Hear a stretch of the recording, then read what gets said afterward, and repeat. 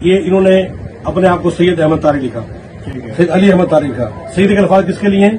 مسلمان اہل بیت کے لیے، اہل بیت کے لیے، اہل بیت کے اہل لیے. بیت. یہ سادہ سو صفر تک کیسے ہے؟ وہ اس نے لکھا ہوا لیٹر ہیڈ پہ بھی مسلمان لکھا ہوا ہے. یہ جو لائر ہے جس پر کیس ہوا ہے یہ احمدیوں کا ہی کیس لڑ رہا تھا کورٹ میں، اور یہ جو کالے کوٹ میں ابلیس نما لوگ بیٹھے جنہوں نے کیس کیا ان کو سارا کچھ پتا ہوتا ہے کہ لائرس کی ڈیٹیلز کیا ہیں، کلائنٹ کا نام کیا ہے. ان کو پتا تھا کہ اس کا نام سید طارق ہے اور یہ احمدی ہے اور یہ احمدیوں کے ڈیفینڈ کر رہا ہے. مسئلہ یہ ہوا کہ جب کورٹ میں انہوں نے کچھ ڈاکیومنٹس جمع کروائے اس کے اوپر اس کا نام پڑھ کر ان کے ذہنوں میں شیطانی خیال آیا کہ یہ سید تو لگا ہی نہیں سکتا، اہل بیت کا تو اعتراف کر ہی نہیں سکتا، احمدی کیسے اہل بیت میں سے ہو سکتے ہیں. لائر سے جبران ناصر یا جو بچے کچھ اچھے لائرز رہ گئے ہیں پاکستان میں ان سے پوچھنا چاہتا ہوں کہ احمدی کانسٹیٹیوشنلی اپنے آپ کو کیسے ڈیفینڈ کر سکتے ہیں؟ اگر آپ کے پاس کیس آئے تو آپ کانسٹیٹیوشنلی احمدیوں کو کیسے ڈیفینڈ کریں گے؟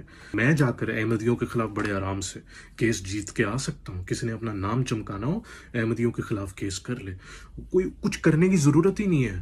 وہ کہے جناب اس کا نام دیکھیں، پہلے تو اس پر ایک چارج لگائیں کہ اس نے مسلمانوں والا نام کیوں رکھا ہے.